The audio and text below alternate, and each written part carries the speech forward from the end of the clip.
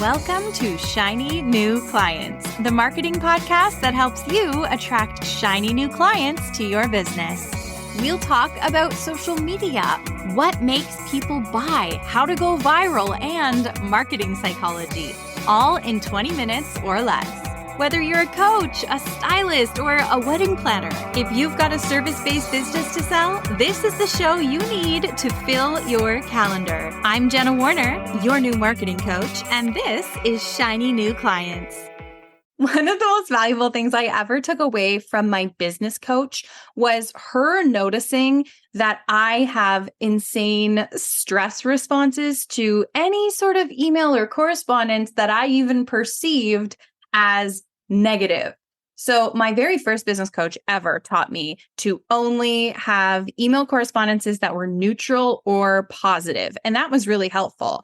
But the fact is, you're going to get emails that are not neutral or positive sometimes. And if you're a sensitive soul like myself, it's really easy to let those emails just like knock you off your rocker. So what my business coach taught me was when we receive what we called mean mails, whether it was mean or I just perceived it as mean, doesn't matter.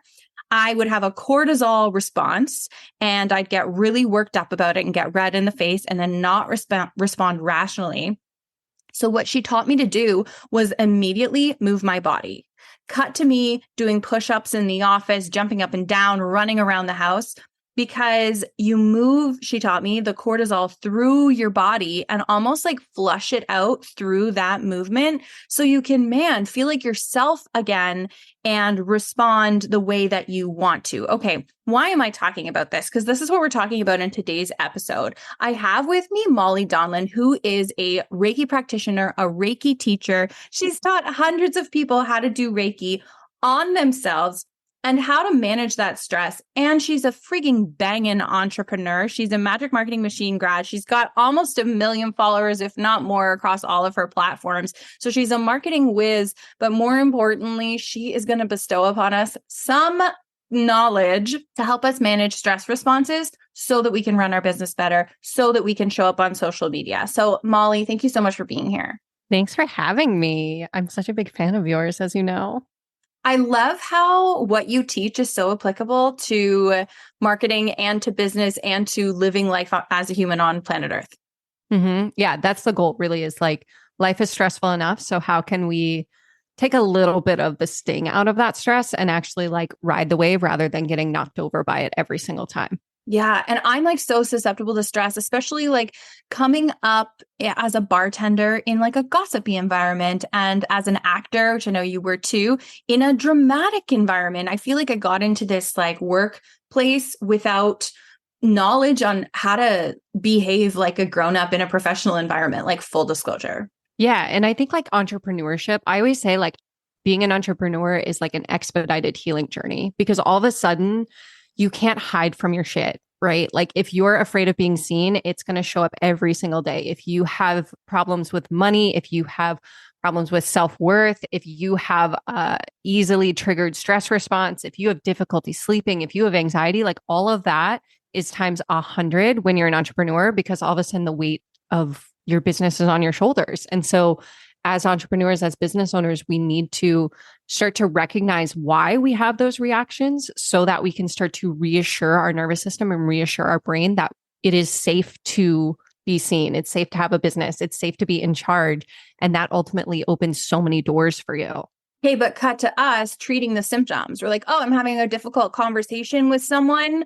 I'll treat the symptoms and I'll deal with this difficult conversation. Not why am I responding so poorly to this difficult conversation?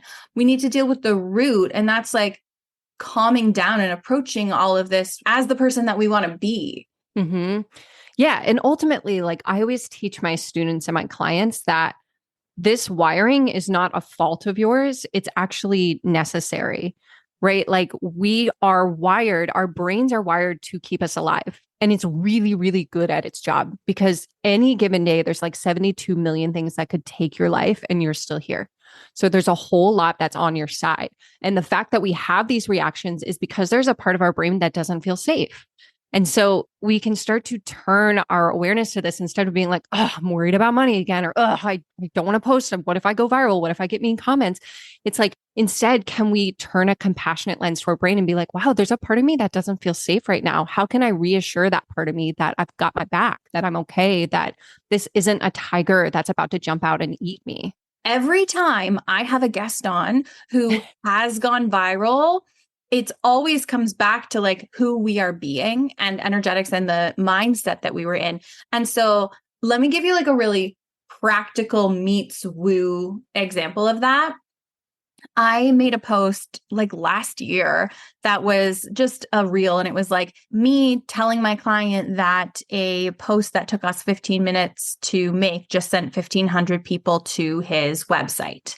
That was the post. And one of the comments was someone having vicarious fear going, oh my God, was he okay? Like, how did he do with that massive influx? Thinking, well, did the site break? Was he able to support that many people and all of that?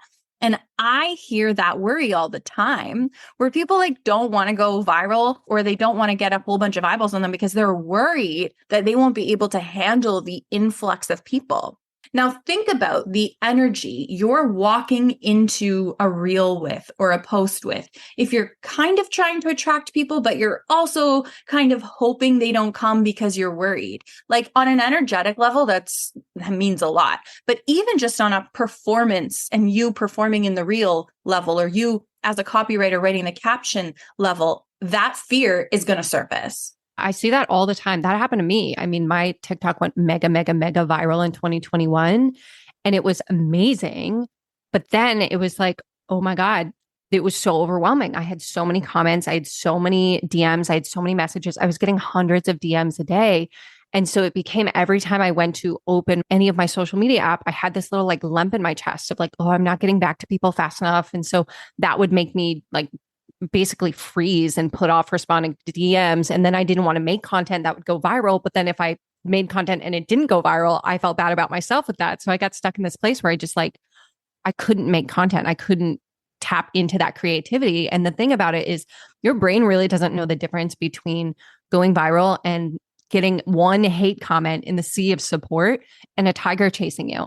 It responds as if you are running for your life, fighting for your life, or it's going to play dead and freeze and not do anything and hope that tiger moves on to fresher prey. That's how we are wired. And when we are in that state, we physically cannot tap into our creativity. We cannot tap into our empathy. We cannot tap into our logical reasoning because our brain has such tunnel vision on fighting for our life or getting out of there. So that's why even just one hate comment amidst hundreds of thousands of views is the only thing that we can see. Yeah, our brains are wired. It's called a negativity bias. So basically, like if you had 1,000 positive comments and one negative comment, you are going to remember that negative comment. Because if you were in a room speaking to 1,000 people and everyone was smiling except for one person in the back who's looking at you sideways, your brain is zooming in and being like, that person's going to jump me. That person's a threat. Where are the exits?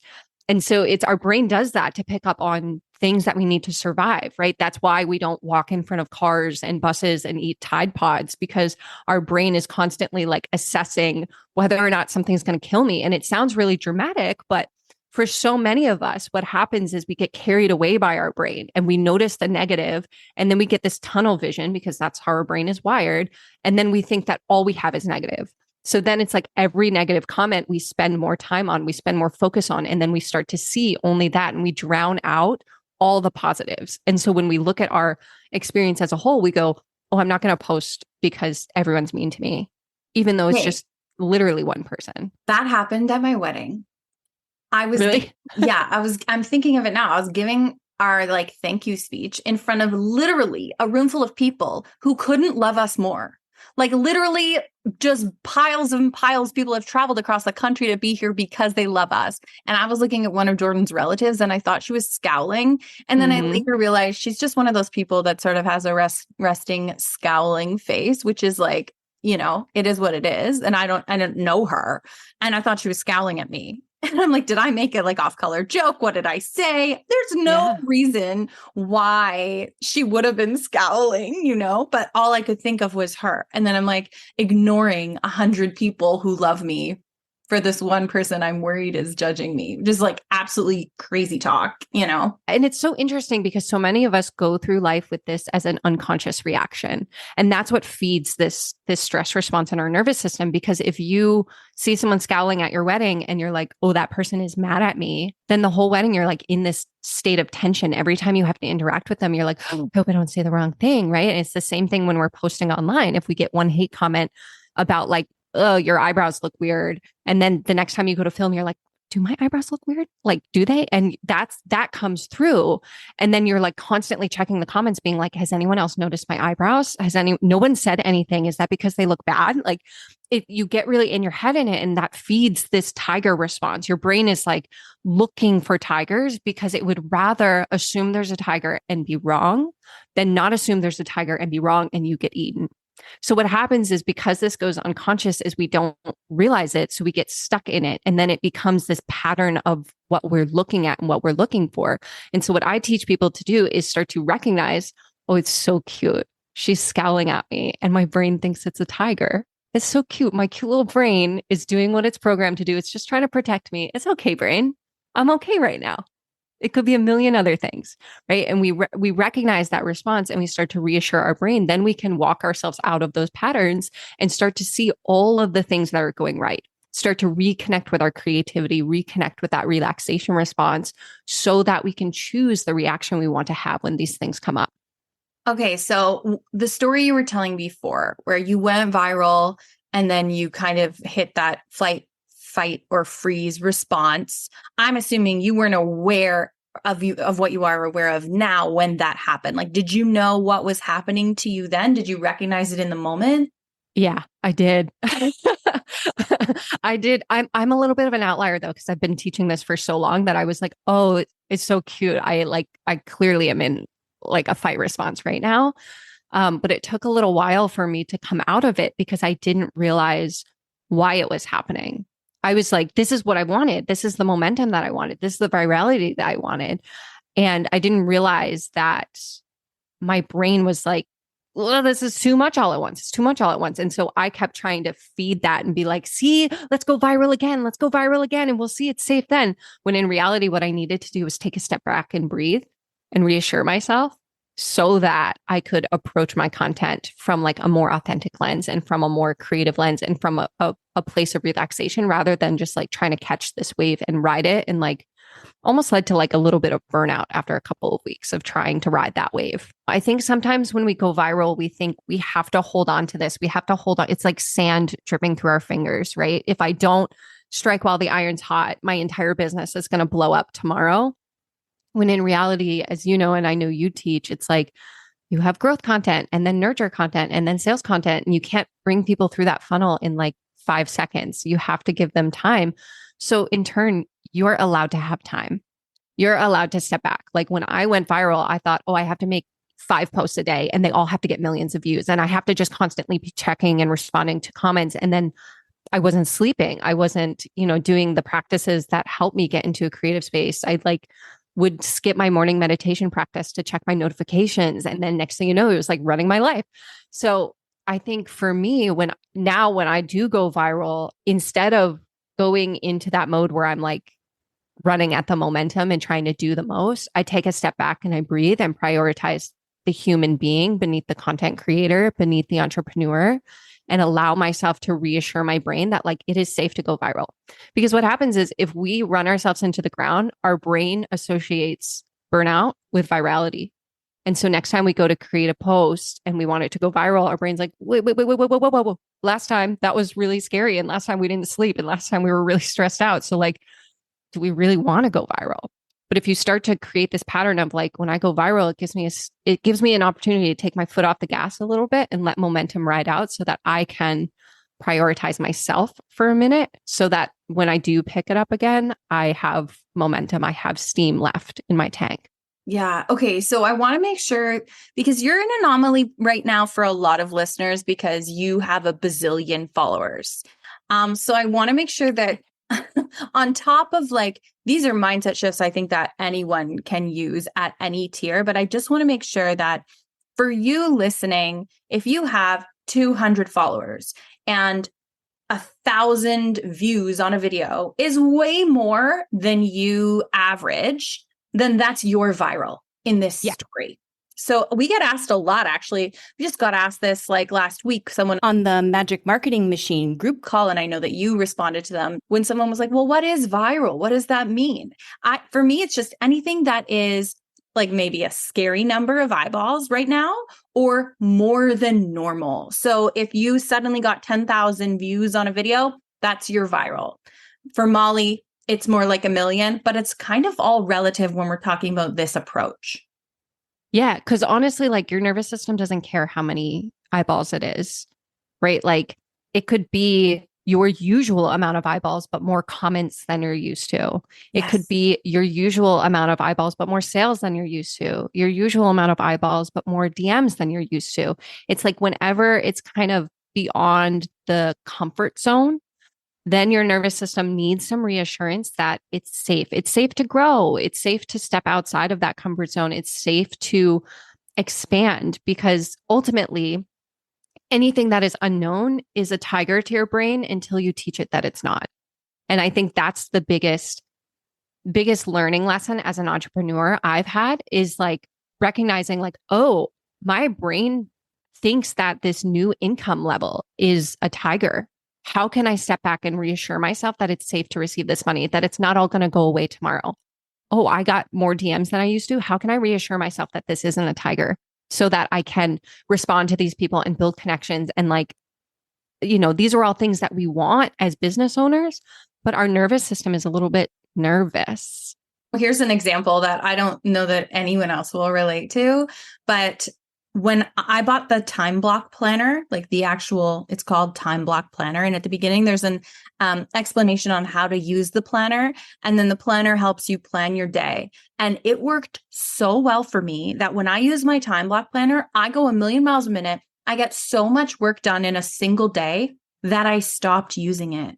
Like moving at that speed and being that efficient freaked my brain out. And I was just talking to my friend this morning, Alicia, who is another guest on this show, is a mindset coach. I'm like, isn't it crazy? Like I know that the planner helps me move faster, but that speed I'm understanding right now is like freaking out my nervous system. And I need to tell her, hey, it's okay. It's okay for us to be this efficient. And if we have time left over at the end of the day, guess what? You can do whatever you want with that time. Yeah. Yeah. And it's so interesting because, you know, I always teach my students in my Reiki training that like, that is the practice, right? Because a lot of us are wired to go until we burn out, right? Our productivity is tied to our self-worth. How much we get done in a day is tied to how we can view ourselves as like, did we have a good day or a bad day? And for a lot of us, we are trained and wired towards burnout. And I think when we become entrepreneurs, it's this opportunity to rewire that. It's this opportunity to walk that programming back and say, like, why did I actually start my business? Was it so that I burn out every day? Or was it so I have the freedom to choose how I spend my days? And there's a lot of discomfort in that for us is like, oh, I got all my work done in 3 hours and now I have time. Like that can't be right. I should sit at my desk and like piddle for a while because that's what we did at our 9 to 5s. Right. And so it sounds like your nervous system is kind of having that moment of like, oh, I feel like I should be working, but I got everything done and I don't have more I can do, but like I should still be here. And so it's like, that's an opportunity to rewire that and be like, you know what? No, it's actually safe to take an afternoon off. It actually feels really good for me to just go and take a nap in the middle of the day or take myself out to lunch or go for a walk, you know? And there's always a little bit of discomfort because your nervous system's like, oh, this is new. This is new. But then that's when you go, cute little brain. Thank you so much for taking care of me. Thank you so much for protecting me. This nap is not a tiger. Okay. I'm going to take a couple of deep breaths to reassure you of that. And then I'm going to close my eyes for the afternoon. It's like when you say it, it's like, duh. But when we live it, it's like impossible. Yeah, it's a practice, right? Like I don't say it like it's easy. I say it like it's practice, right? It's one step at a time. And especially like, again, the way that your brain works is it creates neural pathways based on patterns and based on habits. So if you have lived your life, and I'm someone who I grew up, you know, I went straight from school to dance rehearsal, to theater, to soccer practice, to Girl Scouts, to bed and wake up and repeat. Same. And so I have this wiring too of like, if, you know, if you have time to lean, you have time to clean. And like, I'll sleep when I'm dead and all of those things. Like, I remember growing up, if I had a sick day, I was only allowed to watch Cats, the musical, or the History Channel. Like, I wasn't allowed to just nap and be quiet and be rested. So I had this wiring too. And it takes a while to repattern that. But every single moment that you notice, you catch yourself and being like, oh, this is uncomfortable. Why? That's when we bring curiosity in. Like, why am I not using this planner anymore? Why did I put this planner down? Could it be that I'm a little uncomfortable with the space that I've created in my day? And if so, how can I breathe into that? And how can I give myself a little space, or like you said, move my body, or even holding an ice cube? You know, I teach people a practice called Reiki, which is an energy healing practice that can help shift your nervous system very quickly into that relaxation response. But really anything that helps you reassure your brain that what's happening is not a tiger. Every single time you do that, you create new wiring in your brain. And eventually it's going to become your new normal. It's going to become your new habit. And I did use my planner today after having that conversation. So one neural pathway down, 700,000 to go. Molly, I would love to have you back again to talk about your relationship to sales, because I think that's also thrilling. Because in that time when you were going viral, I recall you got really good at going viral, really good at making growth content. And then we had to re-inject, like you alluded to, the nurture content and the sales content in order to actually see results in terms of money and clients coming in from all of that virality. And I think that's such an interesting journey that people will want to hear about again. So until then, where can we find you? Yeah, if you're curious about me, you can follow me on Instagram or TikTok. My handle is @MoDizzle with a 0 instead of an O and a 3 instead of an E. Or you can check out my podcast. It's called Demystify Magic, and we explore all things woo through a lens of science and spirituality. So if you like learning about the brain and you like learning about how you can apply this type of stuff to your everyday life in a way that is low effort and low pressure, you're going to like that podcast. And of course, all of that is linked in the show notes. And I will see you, beautiful person, next week or online. Bye. Bye.